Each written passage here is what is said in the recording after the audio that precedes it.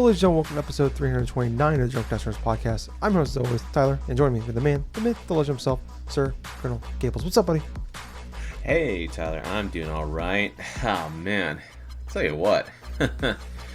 I'm so happy to have a day off. Man, when you go through like a work week in retail and like you're trying to prepare for like a big major sale, which for my store's case was like a freaking 4th of July sale, tensions run high, stress runs deep, and then it's like, once the thing is all over, it's like, yep, time to sit down and actually just relax for a change. Yeah. But, no, man, what's kind of funny is, like, for the better part of the day, as I've been chilling, it's like I went out, got some coffee this morning, and my mom decides to go forth and experiment with this thing called, like, a keto drink or something like that. Okay. And so, basically, what it is, it's like this kind of, like, cold brew sort of coffee, right? And, apparently, from what it tastes like, it put in some, like, it tasted like some bit of cocoa powder, and what I kind of feel like is some sort of, like, protein sort of, like, shit inside of it. Ew. And it kind of tasted like some sort of coca protein shake. Nope, don't fuck with my coffee. Oh, man, I'll tell you what, though. It was kind of funny, because the girl was, like, just convinced my mom's like, yeah, it's like, you can only get it two sizes. You get 24 and 36. And it's like, my mom's like, okay, I'm going to get 24. And, like, she takes one sip of it, and she's, and then she goes over, it's like, yeah, I don't like this. And all of a sudden she gives it to me, and I just start drinking on it. It's like, you know what? It just kind of tastes like chocolate protein drink, you know? That's... I still got it in the refrigerator, you know, sipping on and off of it. Yeah, no. But, it wouldn't be so bad, though, if it, like, had... Coffee? I know, right? Some actual coffee to it. But, nah, other than that, though, I decided to also go forth and went into another thrift store. And I was shopping around, and to my surprise, found a bunch of records, dude. I found like about half a dozen decent ones. But I got around $30 worth of albums, ranging from John Lennon. This is like a greatest hits collection. I ended up buying a Pink Floyd album, which I was very surprised they had one in. It's like Wish You Were Here. It's the album cover where it's like you have the one man chick in the other man's hand, and one of them's on fire. It's like, oh yeah, this is Pink Floyd. My mom looks at me. It's like, wait, that's Pink Floyd? It's like, yeah. I mean, look at the cover art. It's so weird and abstract. It's like, oh yeah, that's right. My mom was a huge Pink Floyd fan back in the day. But other than that, though, I ended up getting a Steve Miller Band album. Like, and these records were like really good in shape. No deep scratches or anything else of it. I had to check every single one of the albums that I was interested in, because when you buy like a big old like record used or something like that, you got to look for those deep scratches. Because it could potentially mess up the sound quality when you try to play them. But the last one actually was probably my rarest find that I had for today, and that was the Jimi Hendrix album, dude. I got a freaking Jimi Hendrix. It was, let's see, I remember the title of it. I just need to look at it for a moment. It's Rainbow Bridge. And apparently it's from like a soundtrack to a motion picture, but the album itself is supposed to be very, very good. But, yeah, man, it's like finding that type of a find I was not expecting. But, other than that, I have been playing some bit of games here and there. But, well, I'll leave that up to what we've been playing and stuff. So, how have you been doing, Tyler? I'm doing all right, just working away. Kind of been crazy the last couple weeks. Sorry for missing last week, guys, but just been working and living life. It was nice. We have a 4-day weekend this weekend. It's Friday night for people that don't know. For us, yeah. It was nice. We had two 4th of Julys basically this week.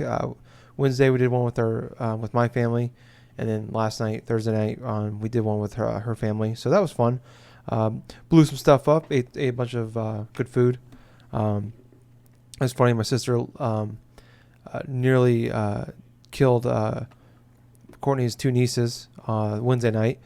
when she lit she lit something, but like it doesn't really. It's like a triangle, like a pyramid one, but it doesn't really tell you like what side's up. Like it didn't really make any loss. Like we all like. Oh no. So we're like, like we didn't know we thought it was like one of those shower ones. We're like, we don't really know what this does, but because it was like the whole thing looked identical across the board, and we're like, Yeah. well, the wick's at the bottom, so we'll just light it there. Assume that's like put it down that way.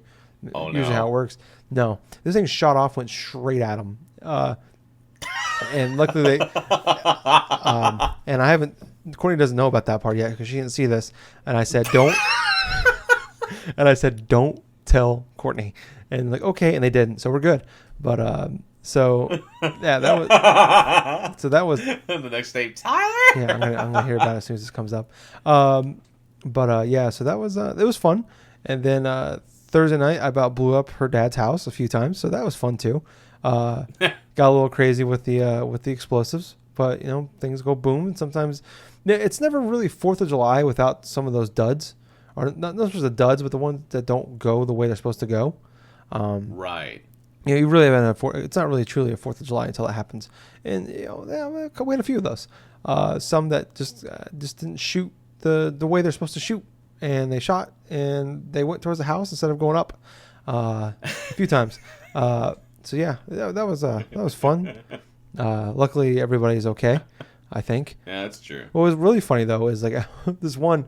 It lit and it was like one of those. It was like a multi-shot, so it'd shoot one, then the next one, then the next one. It was like 20 shots, and the shot went off, and his grass was like poofy, so like nothing was like sitting down like flat.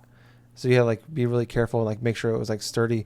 Well, one went off, and then two went off, and then it tipped over after the second one, right? Oh no! Right towards everybody, and there was like I don't know, probably 12 of us there, and probably about 4 or 5 kids. And so all the adults like jump in front of the kids, block the kids. Courtney took off around the house. Took off around the house. Well, grabbed a beer, took off around the house.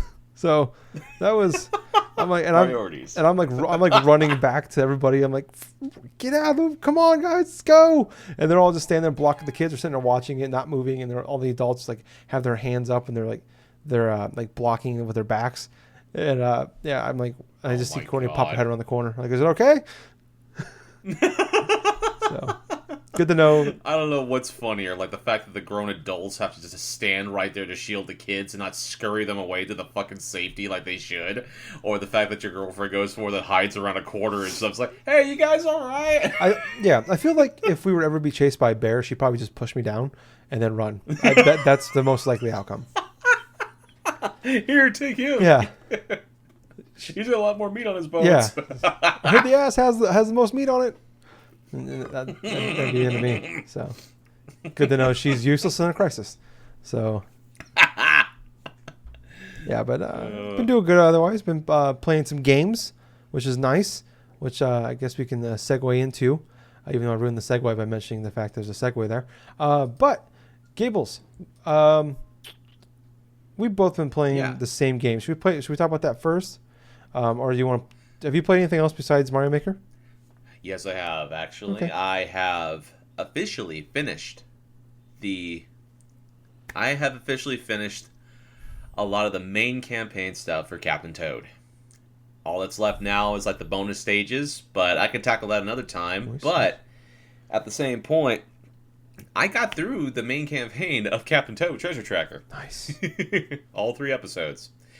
And man, what an experience that was. Like, towards the end, I had to go through and collect a whole bunch of coins in certain areas.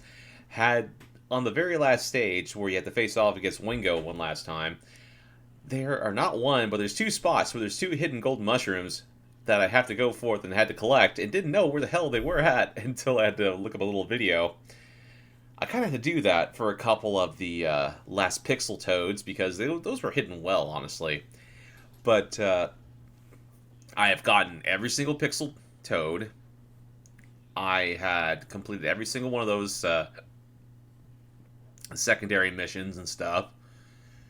Got all of those emeralds, all those freaking like diamonds from episode 1 to 3, and I think I've I played through some bit of the bonus levels, right? Yeah. And a lot of them are inspired by Super Mario Odyssey, which I gotta admit, man, it's like some of those themed levels from Mario Odyssey are pretty cool.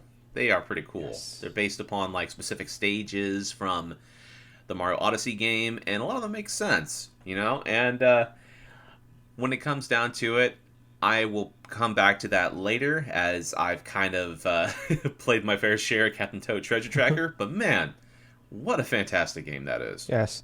I mean, Some would argue the best game on the Wii U. honestly, I could not doubt them there. I mean, that is definitely one of the best games of the Wii U, bar none. But definitely, come that thing being ported over to the Switch, definitely is making it a case for one of the best games on the Switch too. Yes. But other than that, I have restarted a playthrough of a game I have not touched in around 9 years, and that is Chrono Trigger. Now, here's something in a little bit of the history of this game with me. The first time I started this game, it was on the Nintendo DS. I had it on my DS Lite. I played through the game once in its entirety.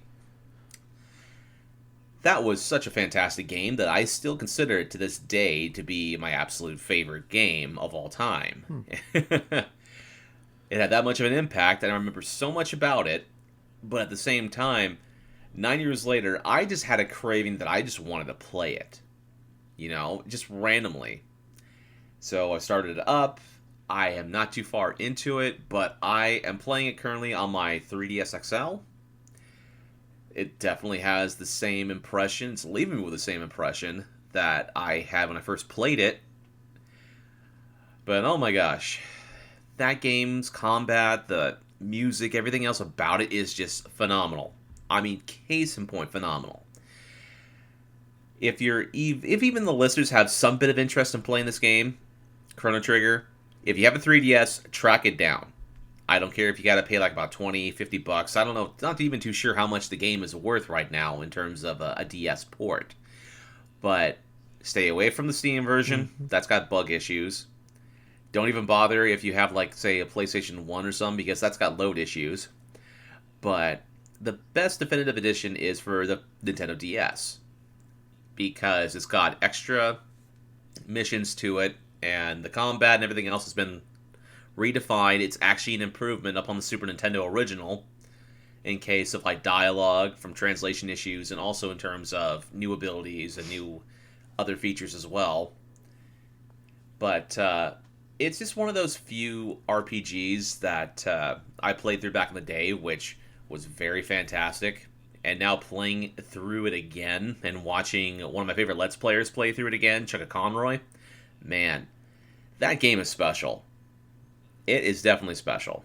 But other than that, that's pretty much what I've been playing, and to that extent. But like you said before, Tyler, you and I have been playing Super Mario Maker 2. Mm-hmm. Indeed, indeed, indeed.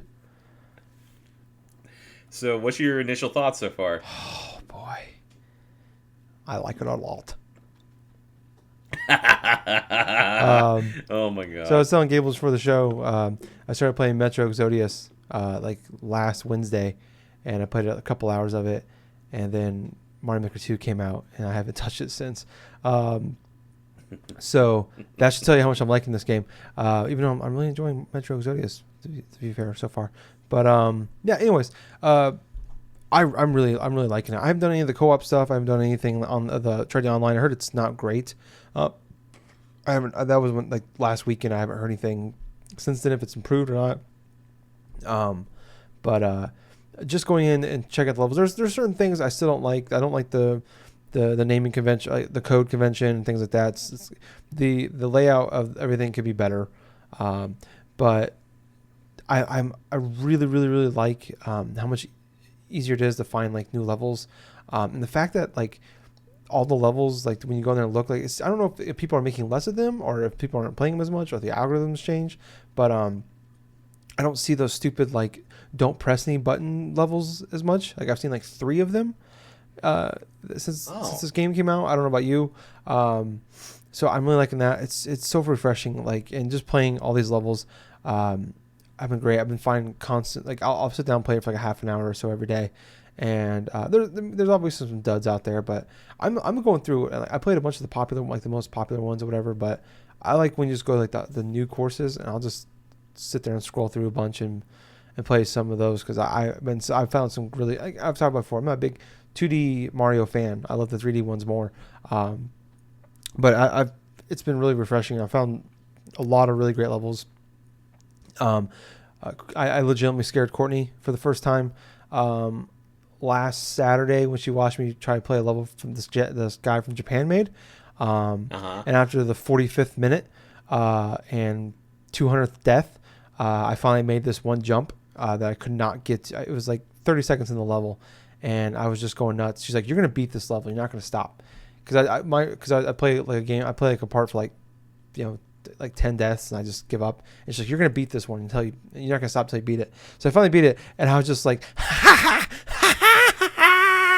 I made the jump. I was so excited. I made the jump. I was going nuts. And she's like, "I'm going to go sit in the other room." So she went inside the other room. I made the jump. So excited. Fucking immediately died. So, yeah. It's been going great. I've been having a lot of fun with it. Some of the best levels, like, are like the ones, I like the ones like, it's like the auto scroll ones are the best. Like when you have to like hit everything in rhythm. Yeah. But obviously there's still some duds out there. Like anybody can make a level with like 1,000 bad guys and just troll the shit out of you. But some of these levels, just like in the first one, are like legitimately some of the best like levels are ever made in gaming. Like I tried playing the Matt Makes Games who made Celeste. Has uploaded his own levels, and I'm playing some of those. Holy fucking shit, they're hard. They are nuts. And like they do it like some of them. I played some levels where like you have to do like the little twirl jump thing you do like in Mario U games, the new Mario games, whatever. And like it's kind of like their dash. So it's been really cool. I'm having a blast with it. I haven't made any levels yet, but I've had a lot of fun with this game. A lot more fun I think than I actually had with the first one. There's things I missed the what was that called? Miiverse, I think is what it was called. Right. I really missed that. Like that was really cool. Like posting like levels you made on the Miiverse so your friends can see them. Because that was with all the codes that they had back in the last game. Like that made it so you can at least see your friends. Like you can post them on here. Hey, I made a level. You can check them out. So this, I think it could really use something like that. Like see what your friends. They should automatically be a friends list. You can go and check out your friends' games or their levels. But yeah, I've been having a blast. I played a couple of Justin's levels, which are really good actually. A couple of guys at work have the game too, and they've been giving me their codes, and it's kind of fun. Like I'll play the levels, and I'll go to work, and I'll sit there and chit chat with them about the levels and what I thought about it and stuff, and like actually giving them like honest feedback and criticism about it. Like, hey, this is cool, but I think I've seen a million of these, or maybe we should try something like this. Like I'm not a level guy by any stretch, but it's fun talking to him about about that. I like to see him. Like to see you go to their levels or something like that. This is absolute shit. Mm-hmm. Yeah. Oh yeah. No. There's parts, and when I played a couple of their levels, I'm like, fuck this guy. I want him to get fired from his job. That's how much I hate this guy right now. But no, it's been fun. Like I said, like, even if like, you find a couple of bad levels, I don't go more than 3 or 4 like checkouts of a level before I find something that's really like oh, this is a blast. Like that was really great. But yeah, no, I've enjoyed it quite a bit. What about you, Gables? Oh man, I'll tell you what though, I haven't tried any of the online courses yet. But I have been knee-deep inside of the single-player aspect because, of course, that's pretty much the main appeal of why I wanted to play Super Mario Maker 2 to start off with. I have been having a blast just playing through a lot of the generated levels from the employees from Nintendo because a lot of them are actually pretty interesting. Because there are specific type of missions where you have to go through and complete in order to earn enough coins to build up the next portion of Peach's castle. And currently I'm like around 25% done with the castle, like about a quarter of the way.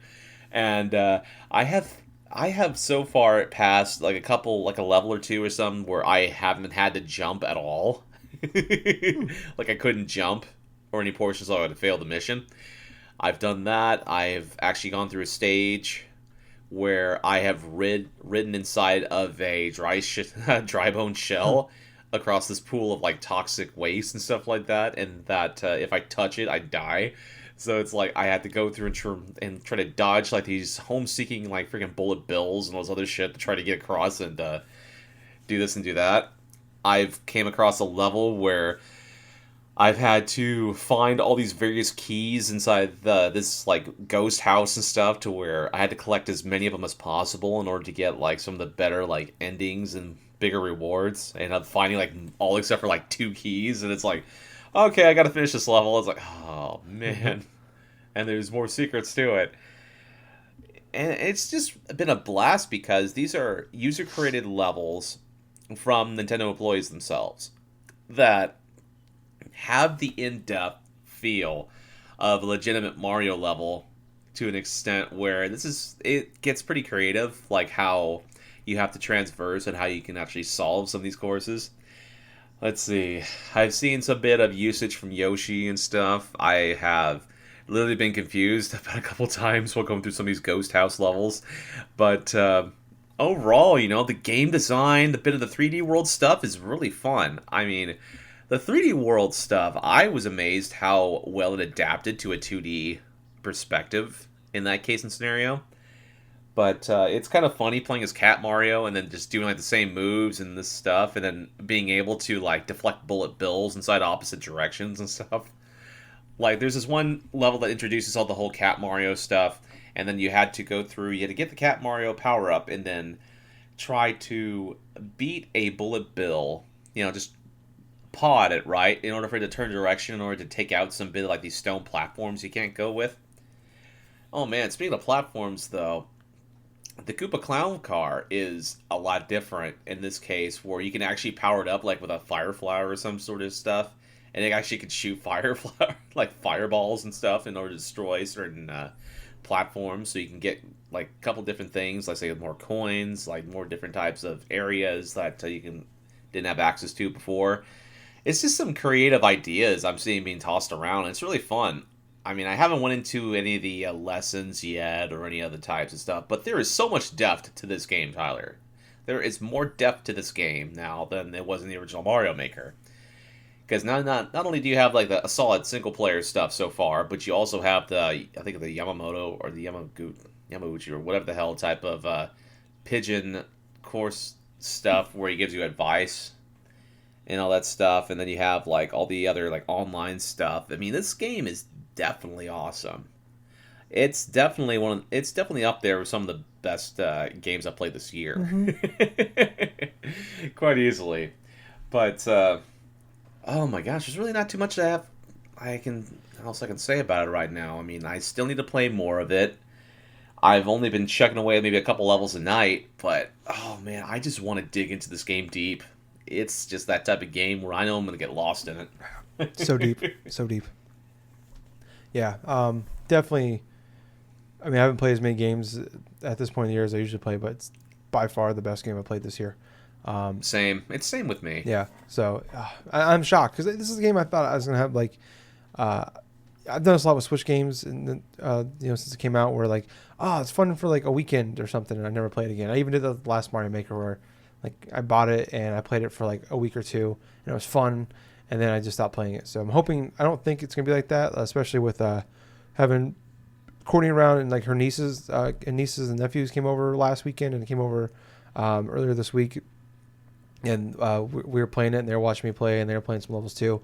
They're young, so they can't really they beat a couple like easier levels. Like I try to help them find easy levels.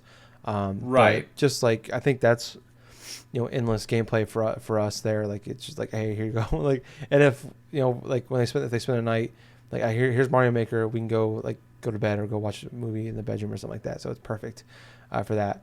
So it's like that game is gonna pay dividends for us. But yeah, it's a blast. I'm constantly have like the urge in the back of my head, just like, let's go play Mario Maker and play a couple levels. Like Stranger Things season 3 came out yesterday, and I've been fucking jonesing for that show to watch the new season. And I got 5 minutes into the first episode. I'm like, I should go play some Mario. Mario Maker. Hold up a minute. I'm gonna play some Mario Maker. So that's as far as I've gotten. So yeah, but yeah. Oh man, god damn it, Gables. Should we just stop the podcast and go play some Mario Maker? And I know, right? and it's even when I'm not playing Mario Maker, I'm watching people play Mario Maker. Like that game, like as fun as it is to play, I think it's even more fun to watch people play the game on like Twitch or YouTube and stuff. So it's watching like highlight. Oh, I know, right? Like I'm watching Game Grumps. They've been playing levels. Oh, of course. Yeah, they just started their thing. I think like they've done like 4 episodes so far. Of Mario Maker 2. Mario Maker 2, which has been funny to watch because I watch every. I like Game Grumps, but I'll watch some stuff here and there, or like if there's a certain game I like a lot, I'll watch and play that. Well, yeah, that's pretty much what I'm at with the Game Grumps. It's like I don't watch them every day because God, I get tired of the same So much content. type of spiel. Yeah. It's so much content that they do per day that you cannot possibly keep up with it daily. Yeah. But at the same time, I've seen that they've made some videos for Mario Maker 2, which I'm pretty sure that's going to be fucking really funny. Yes. And probably a lot of levels made by Ross already. Yep. They've already played a couple of them. That sounds excellent, though. But yeah, I watched. They did like 130 videos. No, like 12, 15 minutes each. But on the first game, they made like 130 videos, episodes, or whatever. Which is insane. And I watch every that lasted single one all of the them. way up until like what, last year? Yeah, well, they come back. They take a break, come back to it after like a few months. So, yeah, having a blast. Just like even when I'm not playing it, I probably spent another 5 hours watching people play the game. So, that's how much I'm enjoying this game. But yeah, oh boy, what a blast! Love that game. It just makes it more that I want 3D World ported to the Switch. Like, I know, right? I really do want 3D World after playing Mario Maker 2. like we know what's happening. It's going to come eventually. They've only got a handful of like big Switch games. They have probably that might be the last big Switch game that hasn't made it to the our Wii U game that hasn't made it to the Switch yet. But yeah, you are definitely right about that. Yeah, that's the last major game I can think of that has not been ported to the Switch from the Wii U. Yeah. And even more so, it's like each day passing, it's like the Wii U is just becoming that one redheaded irrelevancy. I resemble that remark. But yeah, you understand what I'm getting at, though. It's like Ginger suck. I know the Wii U is going to be a freaking expensive console one of these days. Oh yeah. To buy, and the games are going to be rare for that son of a gun come 10 years down the line. But at the same point, it is very irrelevant right now because a lot of the games that we're playing on the Switch currently were Wii U ports. Yeah. Yeah. Like, look, I mean, that's the one nice thing I guess about the Wii U sucking and not selling so much is because like there's a lot of great games on there that nobody played. So now they're kind of like new games again for a lot of people. So that's kind of the thing that's been filling in those gaps for the Switch and making it as big as it is. But yeah, hell, there's even like some YouTubers that were exclusive like Mario Maker players and stuff like that were like pretty much waiting for another game to pop up on the Switch because that was the only game they were playing on the Wii U. Yeah. Yeah. I mean, I understand that. Like I remember like Jeff Gertzman on Giant Bomb was talking about a few times over the years where he's like I still have my Wii U plugged in just for Mario Maker. Like that's the only reason I even have that thing around. Is like now that oh my god. So I haven't listened to Giant Bomb in a while, but I know like I heard him talking and he said like he's like once Mario Maker 2 finally comes out, I can put my Wii U away. So yeah, but yeah, it's a boy, what a blast. Great game. Anyways, moving on. So not a lot. We haven't recorded in 2 weeks, but still not a lot of news. We're still in that kind of that E3 slow period, but at least we got Mario Maker to pass the time. Oh yeah. There's a couple small things I want to talk about. This is something that's been a big subject over the last year or so. Especially, it's been like some people have been talking about for a while, but it's definitely blown up after Telltale Games closed last year, and then Obsidian closing last year by EA, like about unionizing and also with like crunch and things of that nature and like delays and stuff. So I thought this was interesting. So this happened. I think this happened not too long after E3, but the article came out just last week. But this was the interview with Doug Bowser, who's the new president of Nintendo of America. So he did an interview with IGN, and they talked about like delays. Like they kind of mentioned that Animal Crossing was delayed because they don't want to do crunch, but There's some interesting points you made. So I'm reading this all verbatim from the article. So it starts off with like the crunch. The crunch point is an interesting one for us. One of our key tenets is that we bring smiles to people's faces, and we talk about that all the time. It's our vision on our mission, I should say, for us that applies to our own employees. We need to make sure that our employees have good work-life balance. One of those examples is we will not bring a game to market before it's ready. We just talked about one example, Animal Crossing Delay, like I just mentioned. It's really important that we have that balance in our world. It's actually something we're proud of. And I thought that was a really great point to bring up. And they said that this wasn't the first time Nintendo's commented on crunch. They said last year Waypoint asked a series of publishers, including Nintendo, what they were doing to avoid crunch. This is from Reggie before he retired, saying we flex through the use of contract employees. We flex in the way we work with our agency partners. Our mentality is we're going to flex by adding headcount as appropriate to help us get over crunch. That's the way we approach it. So definitely really refreshing to hear. It seems like Nintendo is somebody that is not afraid to, never been afraid to delay games. Like we bitch and moan about how like Smash Brothers, how many times like the Wii version get delayed, or Breath of the Wild got delayed Right. 2 whole years after it's supposed to come out in 2015. Yeah, 2 whole years. They delay their games all the time, and we always talk about it, and it's always frustrating when a game gets delayed, like we all know, or like it doesn't come out as soon as we want it to. But there's a reason for that, and it's great to hear that. We bitch a lot about we complain a lot about EA, like about how their games come out all the time broken and buggy, and you hear about how like their employees are like been working 100-hour work weeks, and now so this game came out broken and buggy that no one likes it now. They're pissed off that this game's not as good, like Anthem, and all their employees are fucking exhausted, and they kill themselves for no reason, not for no reason, but for a game that came out and because it wasn't ready, it didn't do as good as it should have. I don't know, Gables. I mean, what do you think? What do you think about this with the whole crunch and Nintendo's philosophy on it? Well, let's see. The crunch culture in general, I feel, is very. Actually, it's just like very preventable. I know in terms of like a company standpoint, especially for like say big AAA publishers like say an EA, Electronic Arts, where that's relatively common. That's honestly, I understand the reasonings that they want to try to get things done as quickly as possible and meet a deadline, but at the same time, we're talking about multi-billion-dollar companies that are working a lot of their workers just dire to the bone, where they're just busting their asses trying to meet like specific needs on a game that potentially could fail if they don't get it out the door right away. And with that being said, it is fantastic hearing this from Nintendo, the company Nintendo, who actually has taken losses in stock because of their whole philosophy, actually humanality philosophy, like philosophy when it came to work ethic. It's just really sad that inside of the gaming industry, crunch is so common, and especially try to get certain AAA games finished on time.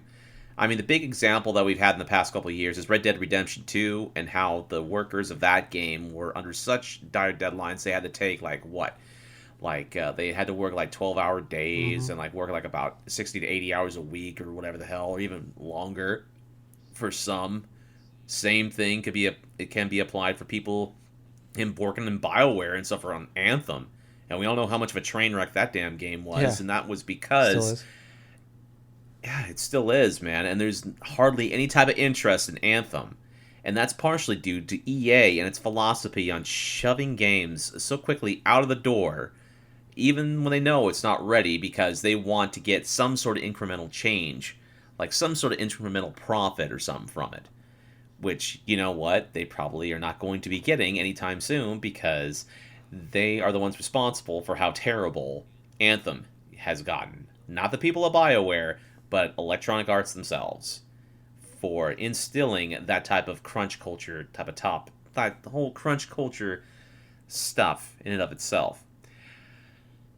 It's like what I was saying before. That's why it's so refreshing seeing Nintendo taking a stance where they don't want to do stuff like that, like forcing the workers to work about 60 to 80 hour, like maybe weeks or something, or even longer types of crunch weeks in order to meet certain deadlines. Hell, even in terms of the Pokemon Company, where they're busting their asses too to try to get like plenty of games like out of the door besides their mainline Pokemon games. It's like taking the time and actually delaying games and making sure they're done right and go out the door properly on day one. Honestly, in this day and age, that's the most important thing. Because here's the thing, that type of philosophy was normal, say 20 years ago, or like even like 10 to 20 years ago, where if you went through, there would not be uncommon for games to be delayed, maybe like 5 6 months, Mm-hmm. or maybe like a year or two. I mean, that's an old school gaming philosophy, but because of this current gaming age, over the past like 5 or so years, where gamers are expecting these big budget games to be developed almost on time every single year, and it costing the industry millions upon millions of dollars just to produce like one maybe big budget AAA game with like about, God, we're talking about hundreds of people working on like one game and stuff like that, but still being like a buggy mess and all this other shit. Oh man, talk about a catch 42 when it comes to that stuff. And that's just how the gaming industry today is. So, in this case in point, it's like I would much rather take a game company, say like Nintendo, take than follow their type of approach in terms of how they view like crunch work ethic and stuff. Because at the end of the day, their product shows like the amount of quality that they have put inside their like first party games over the past couple of years. We're saying like say Breath of the Wild, Super Mario Odyssey, or even to a certain extent with a lot of the games that they put out the past couple, then like the past year or Mm-hmm. so. Even like would say with Mario Maker 2 that we're currently playing and stuff. That game was, even though it did have its own deadlines and stuff like that, there were times where these games were delayed, that they were gone through and actually ironed out a lot of the glitches and stuff. And on day one, they were actually fairly playable and did not have to go Yeah. through the subject and rigmarole or the victim of circumstance like some of these other games, AAA games or major publishers have on day one, with all these big old like 10 gigabyte patches or some bullshit like that. But yeah, that's pretty much how I feel about it, Tyler. No, I mean that's a good way. That's a good way to feel. I mean, like I gotta say though, it's impossible in pretty much any business to avoid crunch or long hours or stressful Right, workplaces. Like um, every business I've been a part of, like there's gonna be points where you have to work long hours. Whether it's like I worked at retail jobs where like, well, so and so just walked out. So Tyler, can you stay till you're supposed to be up at 5? Can you stay till 10? Or hey, I need you to work. You get called in on Saturday. Or I've had jobs where like you're leaving. It's Friday afternoon. You're going to leave, and hey, need you to come in at 5 tomorrow on Saturday. Awesome. Or like my job I have now, 6 8 months out of the year, you're working pretty much every Saturday, and you're working 11 12 hour days. There are 8 or 9 on Saturday. right, It's there's and it's like it's every field, not just video games, has periods where there's going to be crunch, or there's going to be times where you're right, working longer hours, or you're just more stressed out. There's deadlines. There has to be deadlines for things. Always things will never get done. Um, so you have to have those. You have to kind of put, for a lot of people, put that extra pressure on them, because like some people oh yeah. you need that to push yourself, and some people thrive on it. Some people they can't handle it. I mean, in some cases it's not fair. Some cases it is. Um, Well, yes, of course. Especially if you're a worker that's on like say a salary type of wage, and like say your company doesn't pay like overtime if you like work over 40 hours or mm, something like that. It's like it can get very dicey very quick, especially if say you're upper management or something. Say if you're in a position where you are on salary and you are pretty much on call in case something extreme does happen, yeah. to where your work week may go from like 40 hours one week to maybe about 60 or something the next. Yeah. So I mean, I'm not trying to say that people don't have valid points here, but it's just something that happens in every industry. But I think it's just more public because it's with things going on, especially like I said, Telltale, like where people are working literally 70, 80 hours the that week, and then, hey, you guys don't have jobs anymore. And with Obsidian and there's everything going on lately. It's and like you said, like it's like what we were talking about earlier with like Anthem. Like that game came out and it wasn't finished, and these guys, like I said, they killed themselves for basically no reason. It's Yep. just when you hear 80, 100-hour work weeks, like I'm exhausted doing. I'm burnt out after 6, 8 months of working 55, 70 hours a week. Like I couldn't Right. imagine Right. doing when there's like what 144 or so hours in a week, and you spend 100 of those at work. Uh, Oh. like you have no like that doesn't include drive time, getting ready, the time like I think we all have that decompressed time after work. Like you don't have that time to do that. Or if you have a family, at all, like there's say goodbye to them for a while. So I think it's refreshing to hear that, and just talk about how that's we want the work life balance. Like that's awesome. That's important to hear. Like I'm sure they're not all working 40-hour weeks and going home. I'm sure they're still working longer hours, but they're at least trying to manage it. Like you hear about things going on with the people at Fortnite with Epic Games right now, where like they're working crazy hours, but like they've been like trying for a good stretch there, but they're trying to fix that where they're like forcing people to take a week off or take time off or go home early or come in later. Like they're trying to they're not giving employees the options, because sometimes, and I've been that way at points where like you have to tell them to go home. You have to some people they can't just Oh, can't yeah. just leave until the job's done. And I've been that way. Like I've worked going to work at 5:30 and it's 9 o'clock at night. I'm still there. Like I'm not going home till this is done. And my boss literally had to come to work and tell me to go home. Like drove into work at 9 o'clock on a Friday and say, go home. So, like I think everybody's been there. I think in jobs, but it's like I said, it's awesome here. They're trying to help with that. And it's great. I like that a lot. I hope eventually we can get to the point where more companies will do that, especially the bigger ones, because that seems like we were like that's the worst problem at like EA, for example. Like that's when you always hear about having the most problems. But anyways, moving on to our next topic here. So Gables, I'm gonna let you mostly take this one because this is kind of more your thing than mine, but this has to do with Pokemon. So Game Freak's Jesus Christ, Junichi Masada. He's the producer. Masuda. Yeah, that guy. He's the producer of Pokemon's Sword and Shield. He has released a statement about about the issue going on with not all Pokemon are going to be playable in Sword and Shield. So this is his statement here. Thank you to all our fans for caring so deeply about Pokemon. Recently, I shared the news that some Pokemon cannot be transferred to Pokemon Sword and Shield. I've read all your comments and appreciate your love and passion for Pokemon. Just like all of you, we are passionate about Pokemon. And each and every one of them is very important to us. After so many years of developing the Pokemon video games, this was a very difficult decision for me. I'd like to make one thing clear. Even if a specific Pokemon is not available in Sword and Shield, that does not mean it will not appear in future games. The world of Pokemon continues to evolve. The Galar region offers new Pokemon to encounter, trainers to battle, and adventures to embark on. We are pouring our hearts into these games, and we hope you will look forward to joining us on this new adventure. So Gables, after hearing all that, pondering it, what are your thoughts?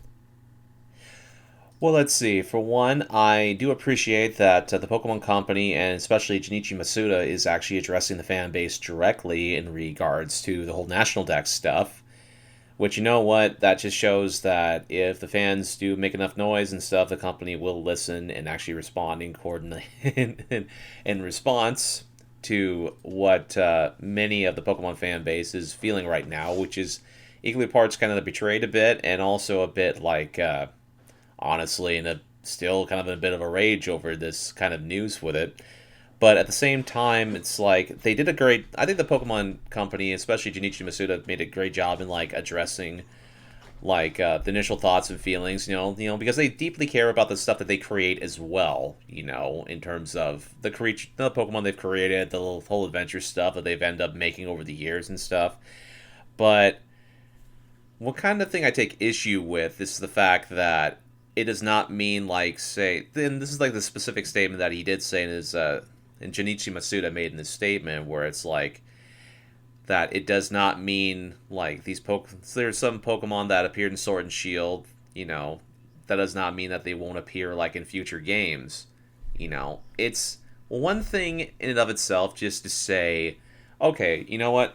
You're not going to be able to transfer all your Pokemon and stuff from previous games inside the Galar region. I mean, hell, I can live with that and stuff, but but after reading through his statement from when I had a chance to read it yesterday and a bits of it right at this moment, it just kind of leaves me with the feeling that they initially had this idea from the get-go where they just want to separate a lot of the Pokemon and just insert them into just their random games. That sort of made sense.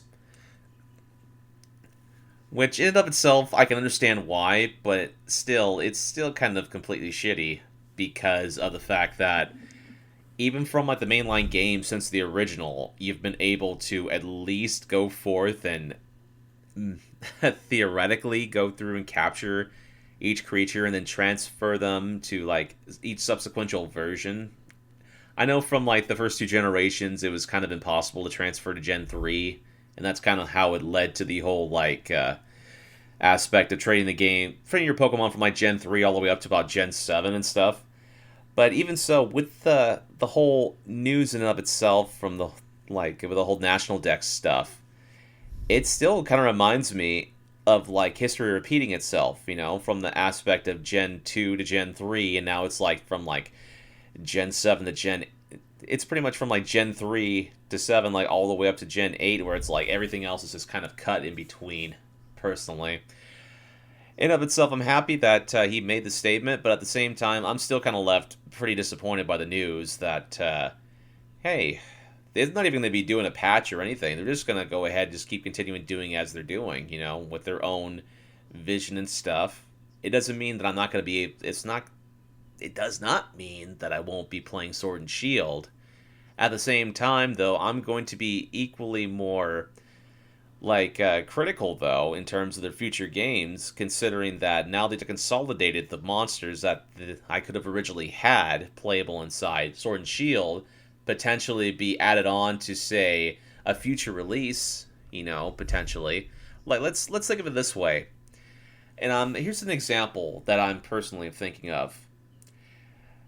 Back when, the third generation was going on with Ruby and Sapphire, you had the whole thing of not being able to transfer Pokemon of the first two generations to Generation 3, Ruby and Sapphire.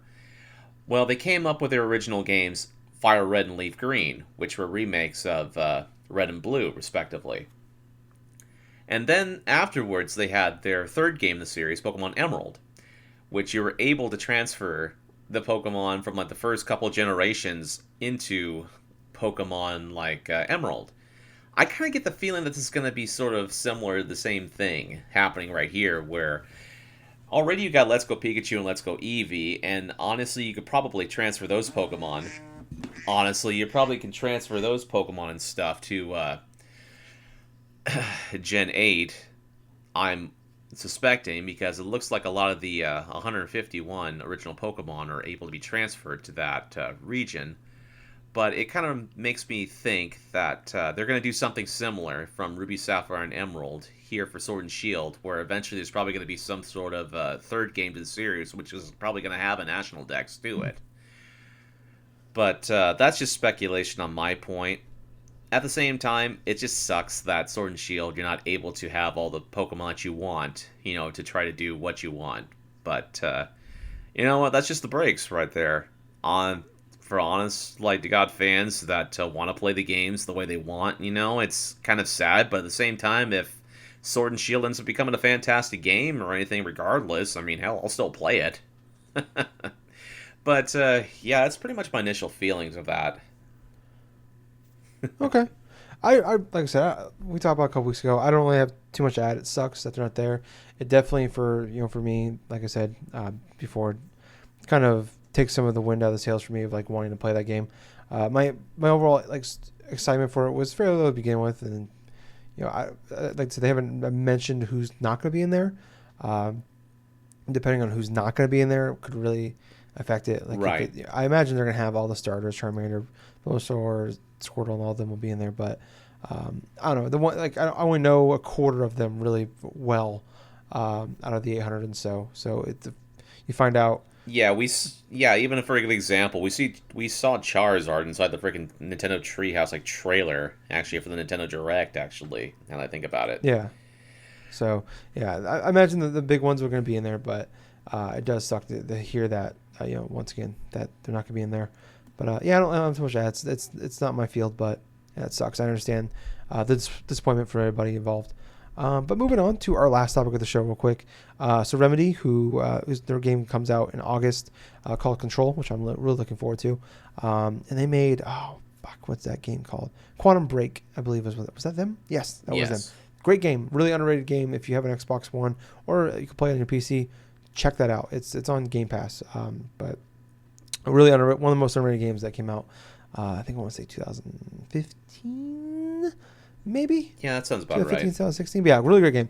Anyways, they bought the rights back to the game that kind of made them the most famous was Alan Wake.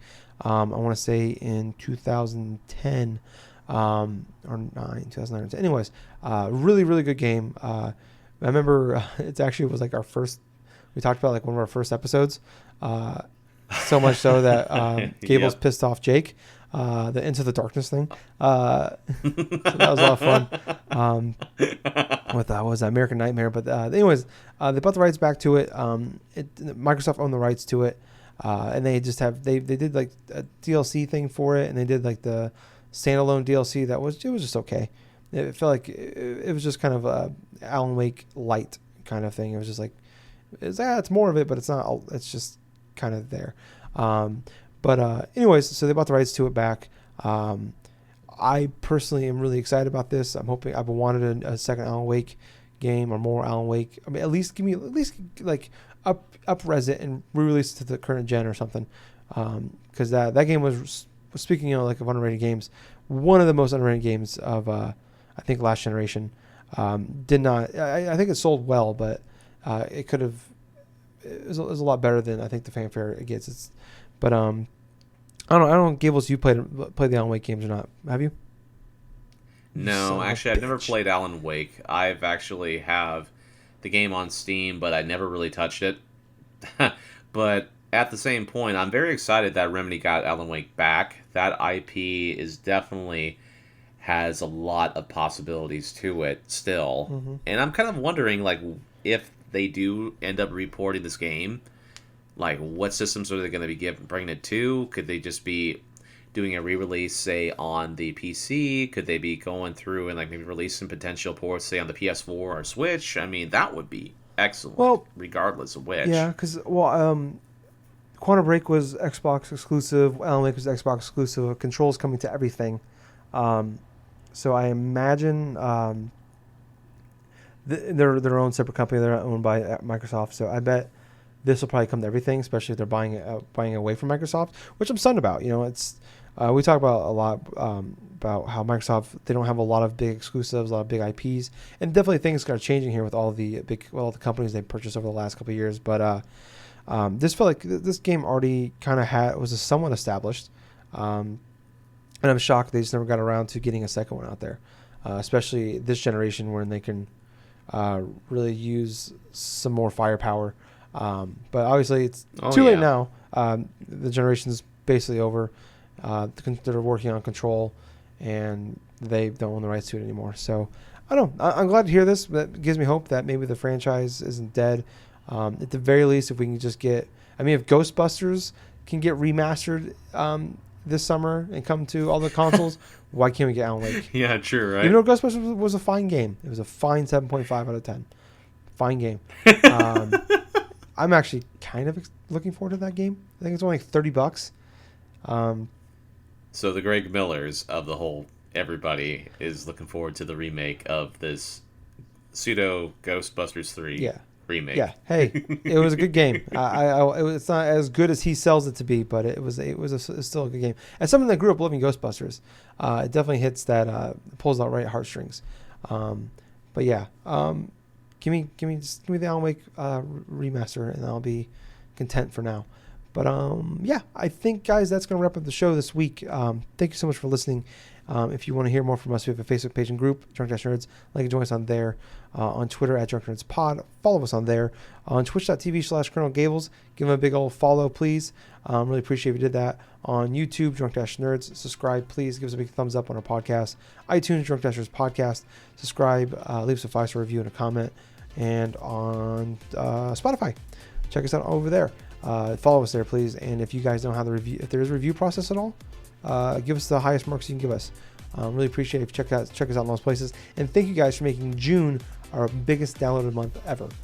Really appreciate that. Really? Yep. So that was really cool to see. We got a nice little boost from E3 and everything, but and we also released like 7 podcasts. But yeah, I really appreciate getting those, seeing that makes it gives the actual boost. Keep doing the show. But yeah, thank you guys so much again for listening. I was Tyler. And I have been Colonel Gables. So until next time, everyone, have yourself a good week.